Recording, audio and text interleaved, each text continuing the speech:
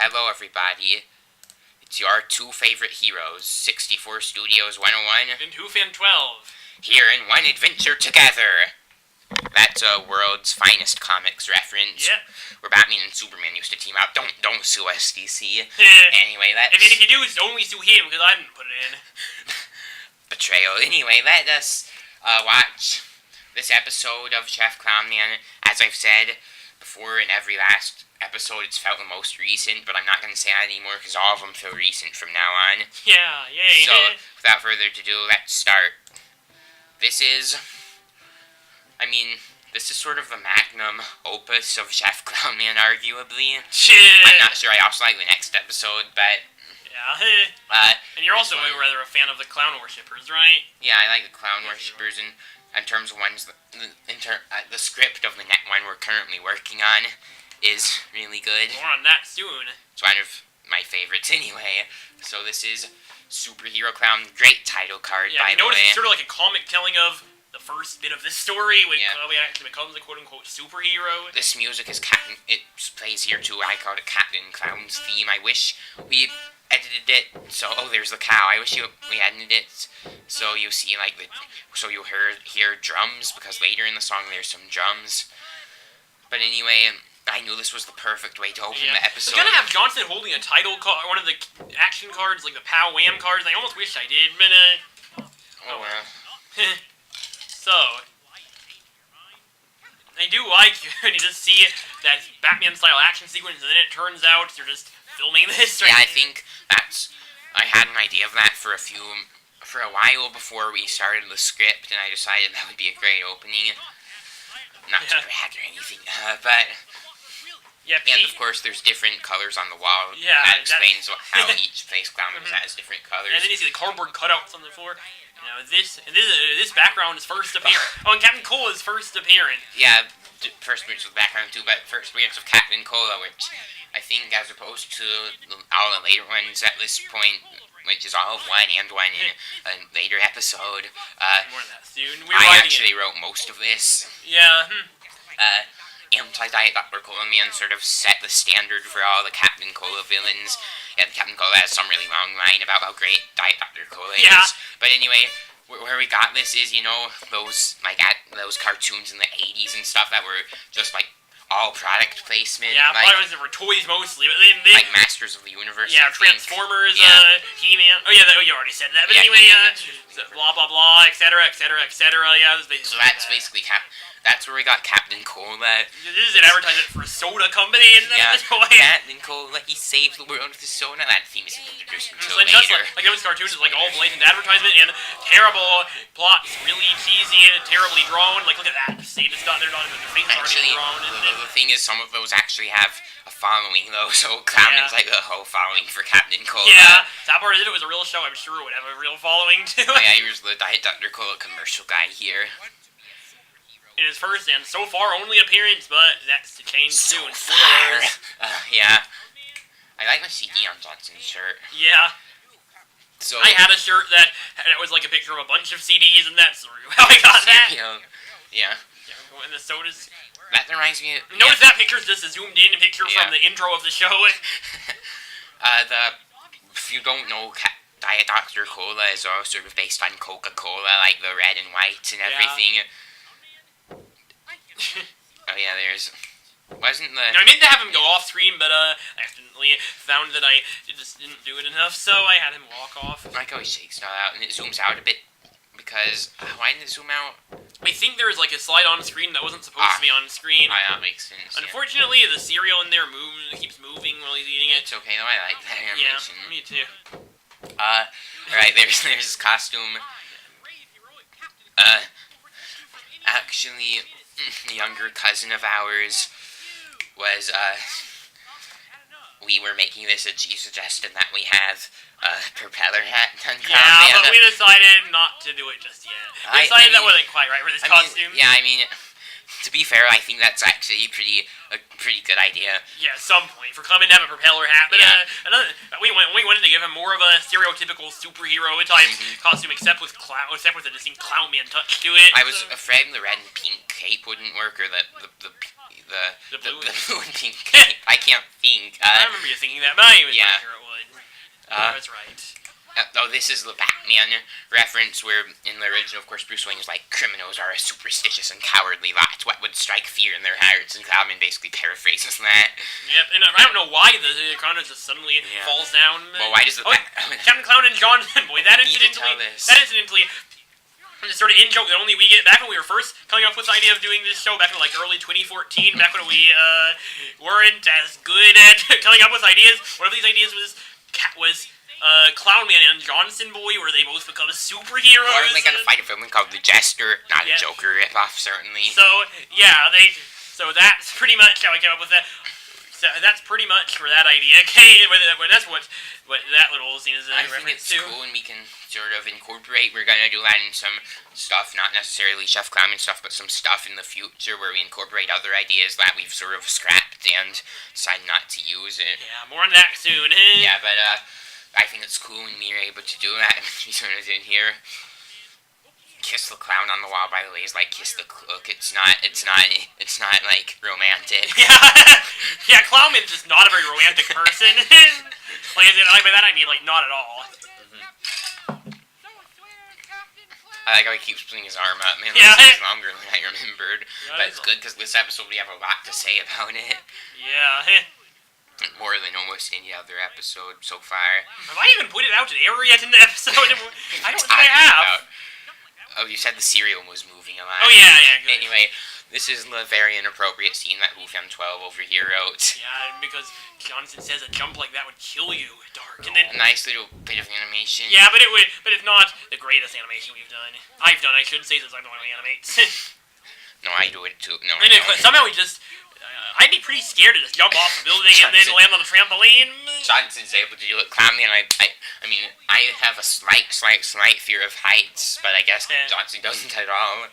But anyway, wouldn't he be worried about getting killed? Yeah. The grass, I don't like the color I drew of the grass. It should be lighter green. I don't know. 10 minutes later. That reminds me of a SpongeBob thing. Yeah, I like how I love how the grass's lights are on, but it says open, so he has to check it out. He has to go turn the lights on. That's a better grass color that you just saw. The telephone booth. Yeah. This is Superman, of course. Yeah. The guy goes in the telephone booth and says, "This is a job for Superman." Now I keep having to tape down the doors, so notice how, like in the top, the red and black keeps fading. There's Chef Meet and Greet. This is a Chef Meet and Greet reference that you see for a second. He also mentions him by name. And he mentions both being, this is good animation. For like this one, mine, I think, this one little exchange of dialogue we recorded with a different microphone. Yeah, and it sounds different, unfortunately. I regret not re-recording it, but it sounded so good. If you notice how there he has his regular flesh-colored hand when he's holding that. But anyway, it turns out that there actually are villains in the warehouse. Yeah. Somehow. They're like the most campy, stereotypical Batman-type villains ever. Homage to the 1960s Batman show. This scene both in music and in action. Yeah, that's supposed to be a baseball bat, it sort of looks more like a club. That works. Yeah. But like that, things that some of them were reused from earlier, but this is our 60s Batman. No, that was another one where there was a slide on the screen that wasn't supposed to be, so it was slightly zoomed in actually when the boxes are on the ground. This whole warehouse scene, I actually remember it took several days to sort of edit the whole Yeah, thing. it was really tedious to edit. This is like we've never had it be that long in between episodes, I don't think. We were kind of getting back into school and all sorts of stuff, though. I feel like which unfortunately happening again right now, but that's a story for somewhere else. But anyway, I feel like for some of the scenes when the garlic is being thrown, it goes too slowly, but it works. Yeah, I like it. Yeah. No, it looks good here. Yeah, all this zooming in was kind of tedious to do it. Yeah. And also, if you'll notice, the box slightly moves some when they get garlic out. But boy, it's a great I love how they're throwing garlic, but yeah. Yeah, it's so random. I don't even know how I came up with that. But this is very much... there's the mailman who do I play him or no, you play him. And anyway, he just gives them more garlic, which is a nice little funny thing. I don't have no idea why they have garlic in here. But they accidentally get into a fight, like they accidentally throw it at each other. That's what's supposed to be happening at least. Yeah, that's the idea. I think you can probably tell, but okay, so this is... I really like this this blonde-haired police officer, I play him, and he's supposed to sound a bit like the 60s Batman sort of thing, where everyone takes everything so serious. Exactly. And it's so ridiculous, like, if there's some villain, like... You notice the garlic that the criminal boss has, like, the door overlaps it. Oh yeah, I didn't notice that. Again, the flesh-colored hand. Yeah. But I like how when the criminals say that Clownman doesn't have anything to do with it, the police officers are, like, immediately convinced. Yeah. I don't like that criminals are stupid enough to just say that Clownman has nothing to do with it. Wait a second, you shouldn't have said that. Yeah. Oh yeah, and then, dude, I think I wrote this little scene where it just cuts back. Yeah. But for ages, we knew we were going to do the scene that was coming up. Yeah, that was something that I believe I came up with that idea. Yeah, but we both... Oh, well, he came up with the idea of doing a chase scene, and I was like, oh, what if he chases him in a wagon? Originally, aren't we going to use some line that was a bit like Hulk, that was something like Clown Man Angry or something, but we forgot about that or decided not to do it. And notice how the wall and the window changed color. The window is like a piece of paper that's cut and put in. Yeah, but like here it's a green wall and a pink window, but there it's a red wall and a black window. So, here he is. I going do up like the that. hill. I do like that animation. I really like how we have the cape flying. That looks really great. That was also our cousin who I think first mentioned that we should have the cape go up, like when he's jumping off of the roof. I don't remember that, but I believe you. I think so, but he's blowing into the wagon. Yeah, don't ask me how that makes sense. The earlier music is, I love this piece of animation, it's amazing, but if the earlier music is 60s Batman, this music is like the epic action movie. This is Dark Knight trilogy. This is Batman v Superman. Don't ask me how the wagon can just go up and down all these hills on its own, or for that matter, how a kid could do all that. I think it's funny. Yeah. Oh yeah, they get swept up into a tornado. Yeah. And then notice that there was no cue ball on the pool table. I don't know. Who knows? Who knows? Maybe they're just playing pool in a weird way. And then the tornado gets them in, and...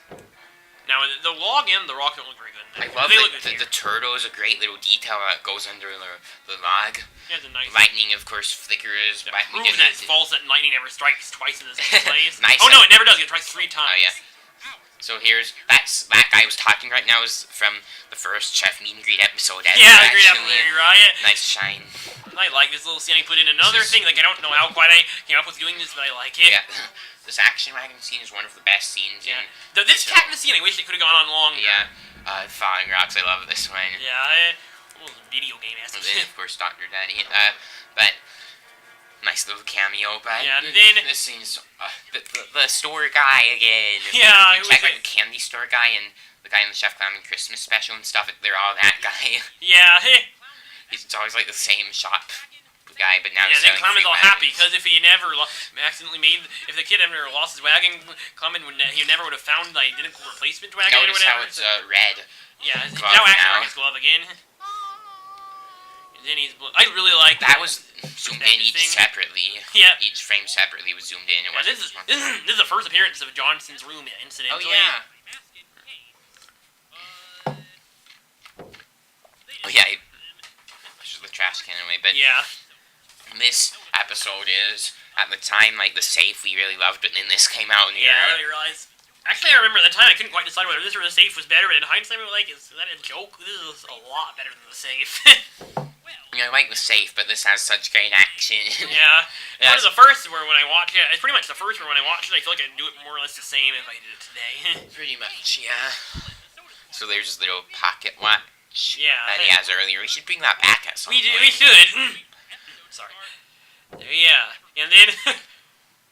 so then it basically ends up doing the same thing that happened earlier at the beginning. With secret agents. Yeah. Clowns are cool.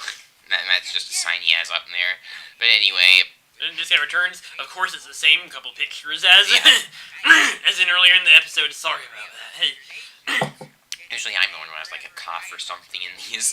Actually, if you watch them back, I have a cough in a lot of them. Why is this? Maybe I'm just drinking a lot of water right now, so that's why. But anyway, there's Clown Man. Now, in the last frame, at first I forgot to give him sunglasses a bit. Thankfully, I caught myself there. We've got this special ending. Another thing that we haven't done before since. Unless you count the different jingle bells and the Christmas. And the slightly different font in like the first episode. Oh yeah, but that wasn't. Like a special thing, it was just because we didn't know what we were doing. That's like the end of the 60s Batman show, sort of, the end credits, I think. Yeah, that's the idea. What it's based on, of course, that. And, so yeah, this is one of the great episodes. A super episode. I was supposed to be like da da da, but anyway, I hope you enjoyed listening to this commentary. I think it's more interesting than like the safe commentary, honestly. Yeah. Enough said, going on the superhero motifs. Enough said to be hugging you, etc., etc. Yeah. Signing off.